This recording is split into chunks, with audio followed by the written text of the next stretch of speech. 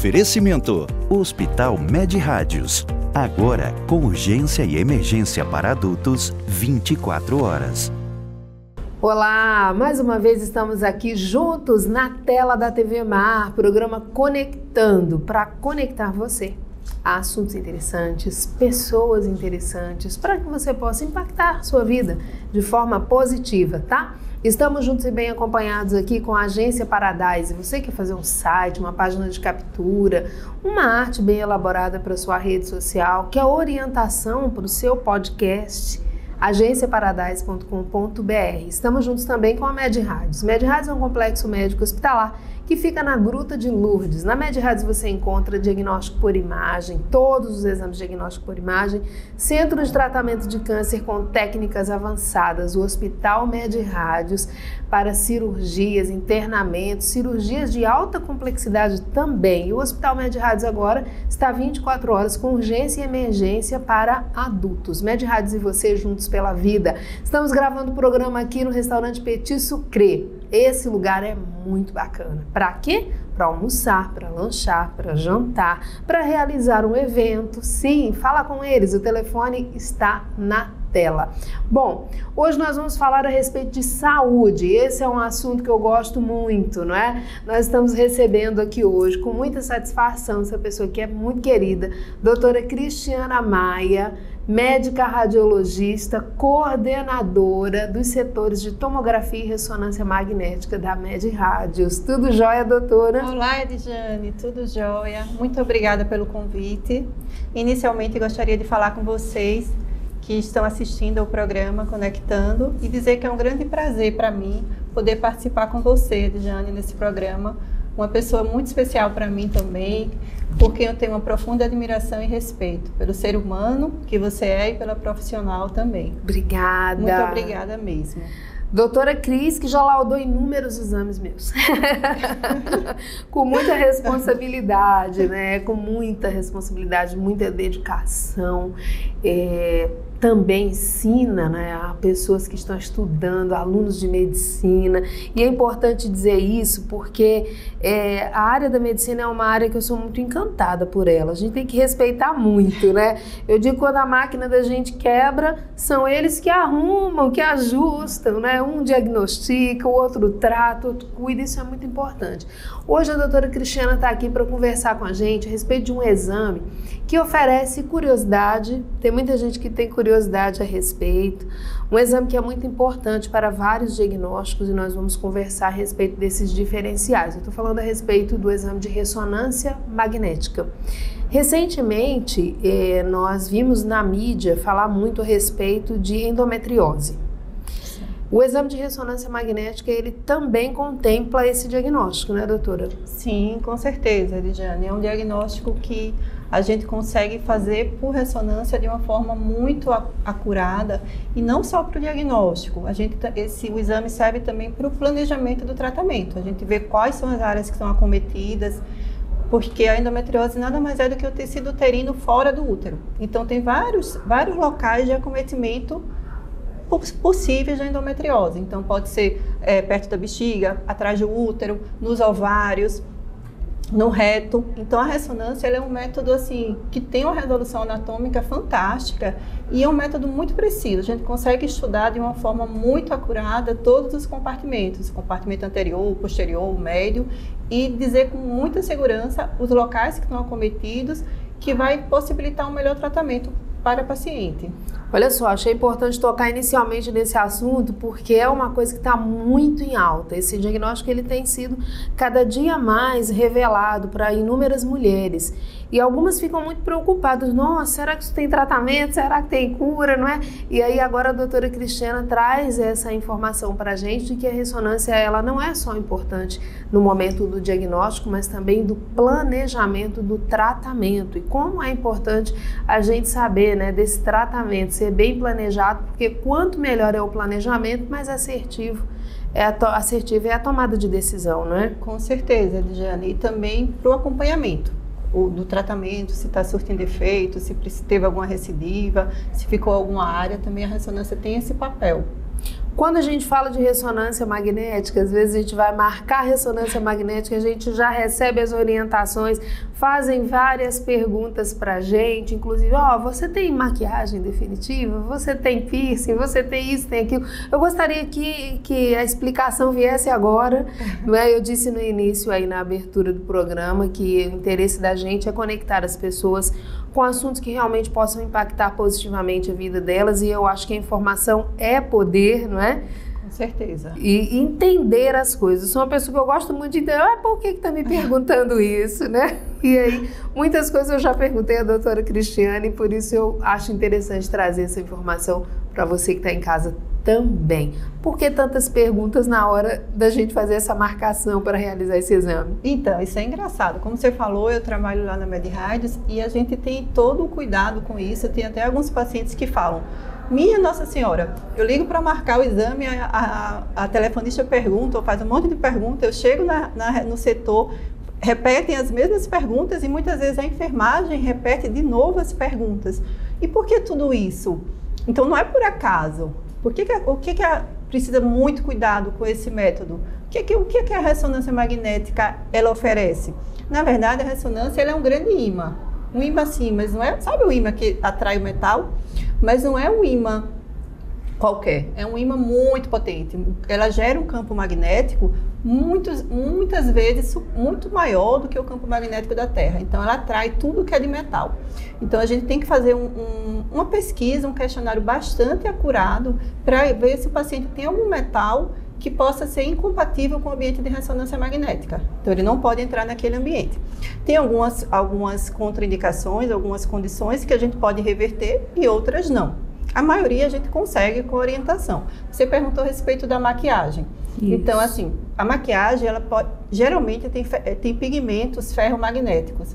Então, as mulheres gostam, né, de se maquiar, todo mundo, a grande maioria pelo menos, mas então, assim, os pigmentos, eles podem esquentar durante a ressonância magnética.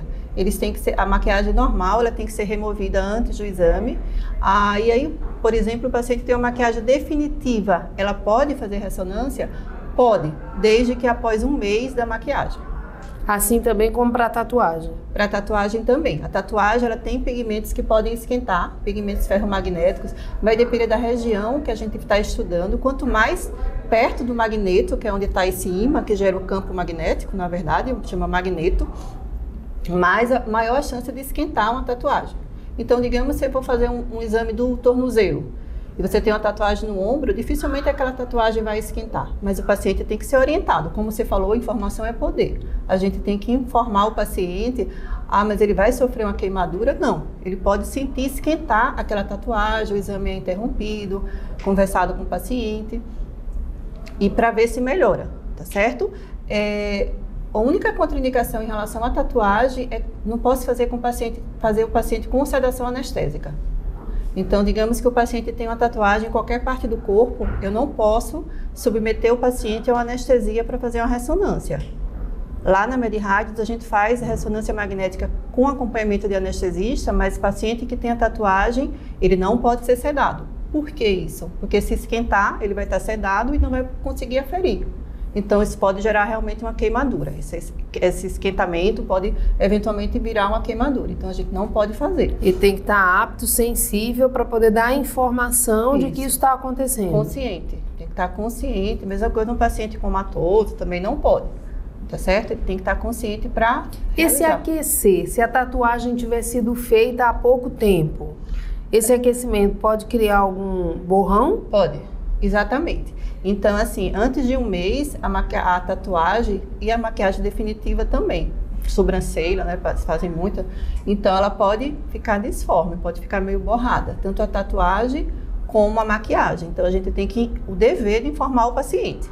Olha, sua tatuagem tem menos de um mês. O seu exame é um exame de emergência, é um exame de urgência. Ou você pode esperar que passe o tempo de um mês para fazer o exame. Eventualmente, o paciente precisa daquele exame, está com um diagnóstico que precisa ser firmado, precisa fazer aquele exame com urgência, ele assume o risco.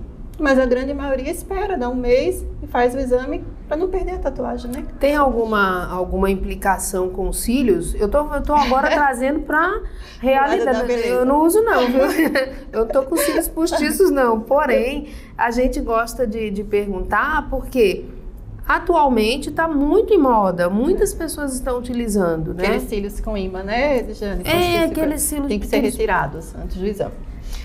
Tem uma série de cuidados, então maquiagem tem que ser retirada, cílios postiços tem que ser retirado antes do exame, cabelo tem que ser secado, então é comum, às vezes a gente fala no agendamento, tem que secar o cabelo, mas eventualmente vai algumas mulheres com cabelo molhado, esse cabelo tem que ser secado, no setor de ressonância sempre tem secador nas dependências para secar o cabelo. Então, realmente, é uma série de cuidados em prol do paciente, da segurança do paciente. Tudo que for metal, na verdade, você olha para uma ressonância, então, aquela sala ela tem que ser limpa, né? Então, mas ela não pode ser limpa da mesma forma, com a vassoura normal, com a pá normal. Ela tem que ser limpa com o metal que seja compatível. Existem metais que são compatíveis com aquele ambiente. A marca que entra ali dentro também ela é compatível com o ambiente de ressonância magnética, o respirador é compatível, todos os equipamentos, sem exceção, têm que ser compatíveis com a ressonância. Especializados para aquela área. Especializados para aquela área. Tem muita gente que tem dúvida, assim, eu fiz uma cirurgia cardíaca, tem aquelas suturas no externo, já viu, Jane? Aquelas suturas no externo, fica uma cicatriz aqui. Então, aqui você imagina que para operar o coração, você tem que seccionar, abrir o osso, que é o externo, esse osso que a gente tem aqui na frente. Então, você tem que fazer um corte, o médico, o cirurgião cardíaco, tem que fazer uma incisão longitudinal no externo. E depois, como é que você vai fechar o osso? Não é como um corte qualquer, que você fecha a pele com fio de nylon. Você tem que fechar com fio metálico. Então, essa é uma dúvida muito frequente. Eu tenho uma sutura metálica no externo, fica por baixo da pele, tá? A sutura. Mas eu posso ir para ressonância? Pode, não tem risco nenhum. Prótese metálica também, que seja interna, também. O paciente fraturou o fêmur, tem uma prótese de quadril, ele pode ir para o ambiente de ressonância magnética com segurança, exceto se ele for fazer o exame com sedação anestésica, que aí não pode. Então, assim, estou falando isso porque, eventualmente, tem alguém que está escutando o seu programa que tenha algum dispositivo e tenha dúvida, será que eu posso fazer? Será que não? Então, vou falar uma série de coisas, assim, que a gente se depara no nosso dia a dia com essas dúvidas, se pode ou não. Estente, paciente que fez uma estente na coronária, nas artérias do coração, são compatíveis com ressonância, uma molazinha, um metalzinho que coloca nas artérias do coração, não tem problema nenhum, pode se submeter com segurança. O paciente fez uma cirurgia de vesícula, tem aqueles clipes também metálicos no abdômen, também pode. Catéteres. Eu lembrei porque... Catéter portocassi, né? Que você está falando, que é um catéter que os pacientes oncológicos, os pacientes que têm câncer, eles implantam, a grande maioria implantam catéter para fazer a quimioterapia, que é um tratamento mais longo. Então, toda vez que você pegar uma veia periférica, a veia desidrata. Então, geralmente, se instala um dispositivo, esse catéter que a Jane comentou, que é o Portocati, e que aí ela fica lá implantado no subcutâneo do paciente, na região torácica, e quando for fazer a quimioterapia, só colocar a agulha e injeta o quimioterápico. Esse catéter é totalmente compatível com a ressonância magnética, não tem risco nenhum, pode você, com segurança, se você é um paciente oncológico, não tem problema nenhum em relação a esse tipo de catéter. Pode ir tranquilo. Agora a gente vai no intervalo comercial rápido.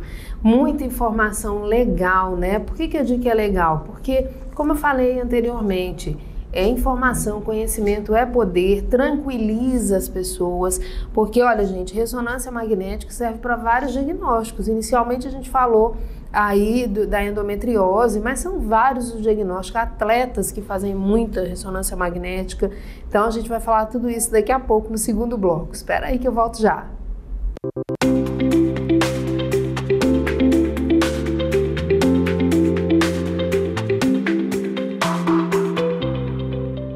Sou o Dr. Rodrigo Vegetti, médico anestesista do Hospital Med-Radios. Queria falar para vocês que uma das responsabilidades do anestesista é garantir a ausência da dor, da consciência e de outras sensações ao paciente durante os procedimentos cirúrgicos e de diagnósticos, identificando e tratando alterações nas funções vitais. Durante todo esse processo, a consulta pré-anestésica é de grande valia. Hospital Med-Radios. Agora, com urgência e emergência para adultos, 24 horas. Responsável técnico Dr. Ives Bori Costa, CRM-AL 5641.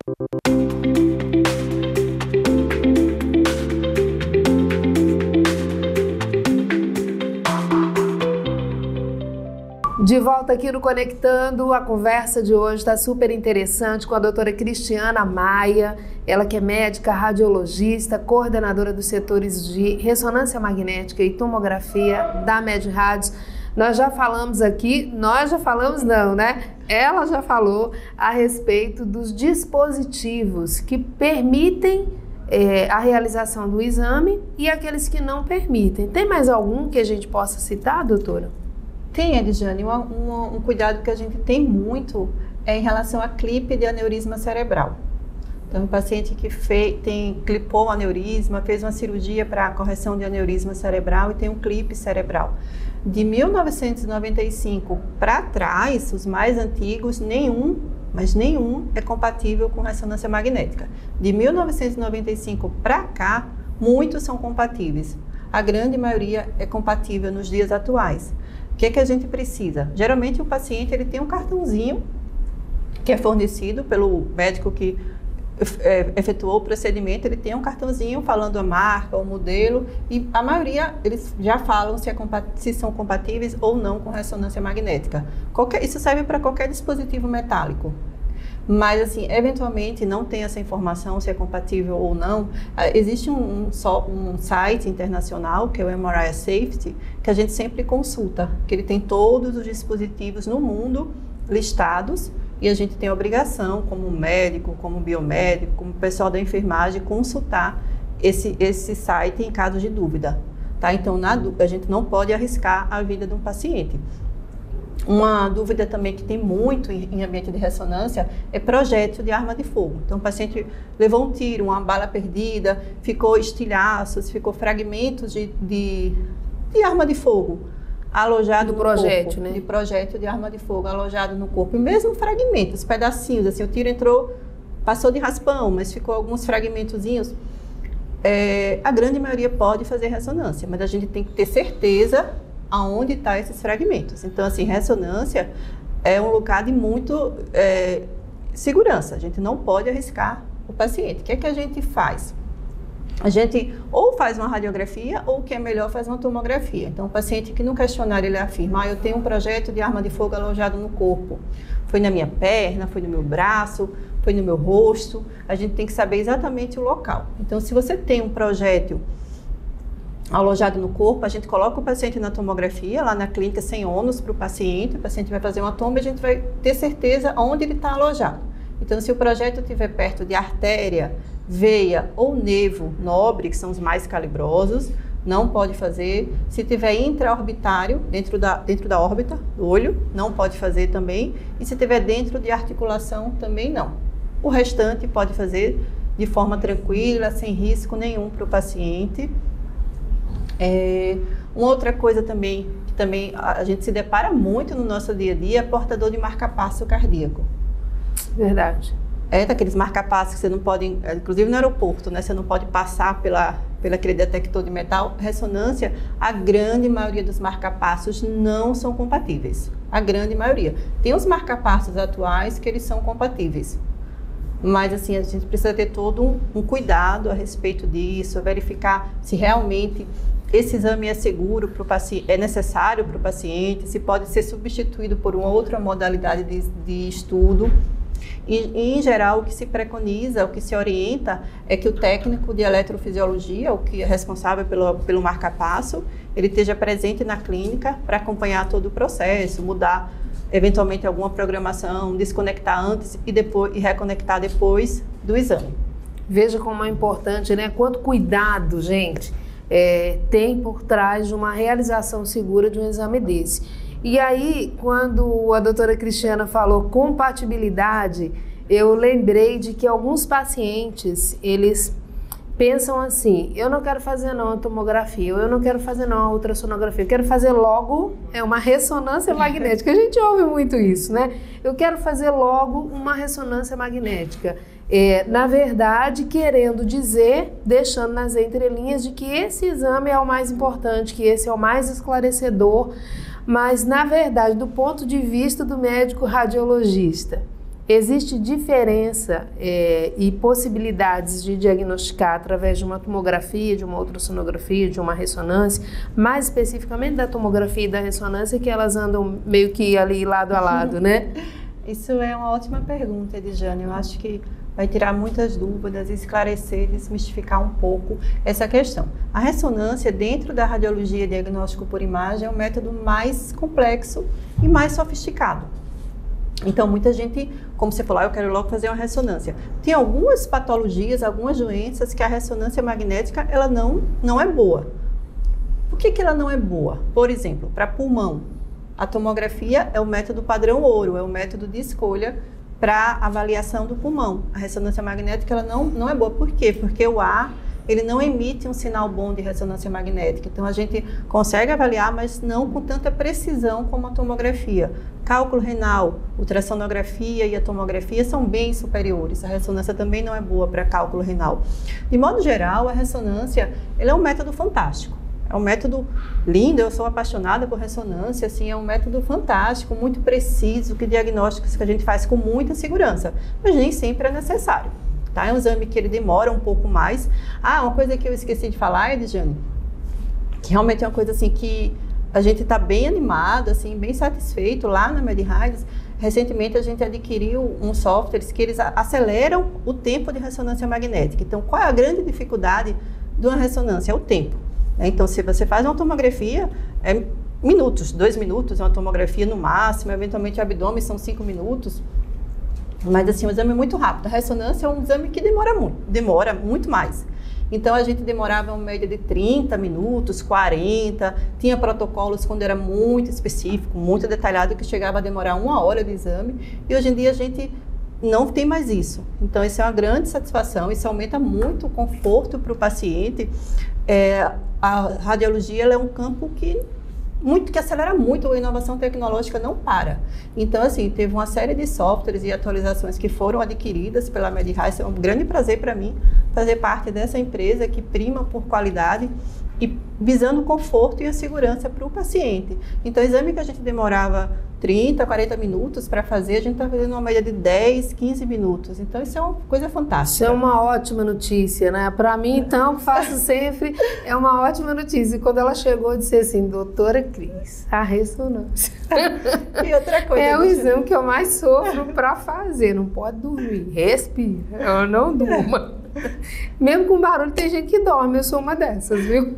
E outra coisa, assim, a gente aumentou essa rapidez, conseguiu adquirir uma rapidez nos protocolos, mas com aumento de qualidade de imagem. Então, realmente é uma coisa fantástica. E que isso é tudo decorrente de softwares que foram atualizados e melhorados, né? Visando conforto realmente para o paciente. Assim, quando o exame demora muito, a chance do paciente mexer, do paciente não respirar de forma adequada é grande. Então, isso assim, facilitou muito o diagnóstico médico, deu uma segurança muito grande para nós médicos e também muito conforto para o paciente. Isso é muito bom, né? É uma boa notícia também a respeito da tomografia computadorizada, que está bem rápida lá também, né? Com a máquina nova, né? Estou dizendo, gente, que eu sou paciente, né? E tomografia é engraçada, Edjane, porque assim, eu faço angiotomografia de coronária e assim, o aparelho que tem lá, um aparelho muito rápido, os protocolos muito assim, a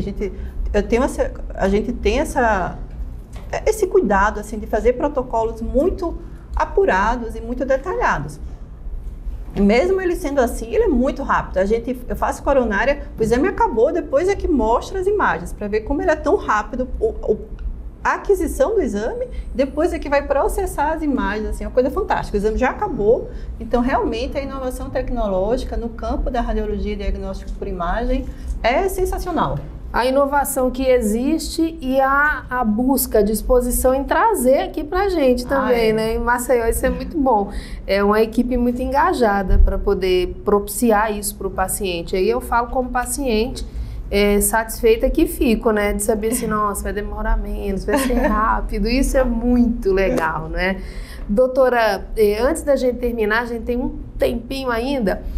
Quais os principais diagnósticos que podem ser feitos através da ressonância magnética? A gente sabe que tem em várias partes do corpo, né? Mas assim, algo mais completo, então, mais... A ressonância ela é um método padrão ouro, um método de escolha para músculo esquelético. Então, assim, articulação, joelho, tornozelo, pé, punho, ombro, é um método melhor que existe para ver cartilagem, menisco, ligamento, tudo relacionado ao sistema músculo-esquelético.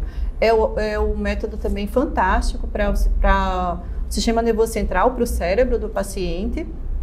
É um método muito bom para as mamas, tá? Então, assim, muita gente conhece mamografia, conhece ultrassonografia de mama, mas existe também a ressonância magnética. A ressonância magnética, ela não é um método de rastreamento para todas as mulheres com câncer de mama, mas ela é de rastreamento para algumas mulheres, como mulheres, por exemplo, que têm uma história familiar muito forte de câncer de mama, e para mulheres que têm algumas mutações, como BRCA1, BRCA2, tem essa indicação de ressonância magnética para rastreamento. Mulheres que foram submetidas à radioterapia no tórax, quando jovem, também tem essa indicação para rastreamento. Aí deve fazer a ressonância magnética anual das mamas. E, com exceção dessas, a ressonância magnética das mamas ela é um método complementar à ultrassonografia e a mamografia, para orientar o tratamento e ver a localização, procurar lesões ocultas. Ela é um método fantástico, como você falou no início, para endometriose, para tudo que diz respeito à medicina interna. O que é medicina interna? Os órgãos abdominais e pélvicos. Para os homens também facilita muito, né? Também. Porque tem quando a gente fala assim, vai para o urologista... E aquele toque. Muitas vezes a gente sabe que a ressonância magnética ela não é um exame no Brasil, e aí eu estou falando em âmbito nacional, que seja super indicado, como a doutora falou, não é um exame de rastreio, porque a gente sabe que o exame de rastreio ele precisa ser aquele exame que dá uma condição de ser acessado pela maior quantidade de pessoas da população brasileira, né? Não é o caso da ressonância magnética, mas é um exame muito esclarecedor. Para o homem também, não é? Para o homem também. Existe a ressonância de próstata, que a ressonância de próstata é fantástica, assim, ela consegue detectar lesões com alta precisão, também acompanhar o tratamento do paciente, orientar também qual vai ser a conduta para aquele caso. Existem pacientes que têm um PSA elevado, então ele pode também ser submetido a uma avaliação por ressonância magnética, eventualmente também fazer uma coisa que a gente faz, que é feito muito também, é a biópsia guiada, a biópsia com fusão de imagens adquiridas na ressonância. Então isso facilita ao médico que ele obtenha um fragmento na área que é mais suspeita de câncer, então a chance da biópsia dar positiva é maior.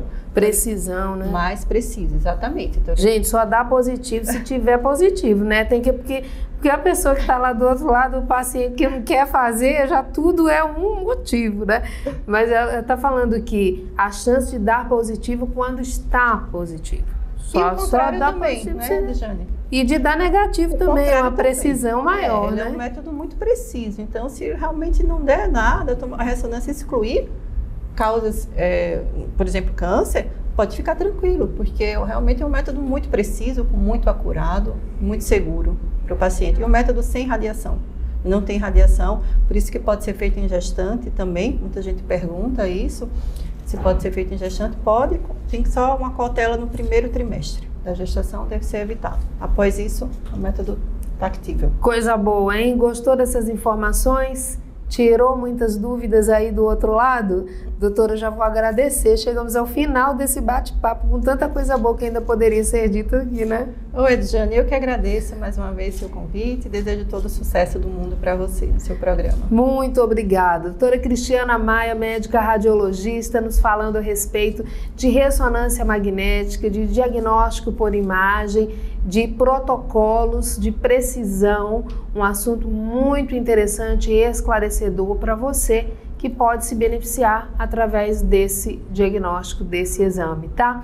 Beijo grande para você que está em casa, você que está nos assistindo, lembrando que todos os dias às 22 horas na telinha da TV Mar tem o Conectando, nós temos reprises às 8 horas da manhã e às 13 horas e 30 minutos Depois a gente vai lá para o nosso canal e você confere todos os programas. Beijo grande, estamos na TV Mar 20 anos com você.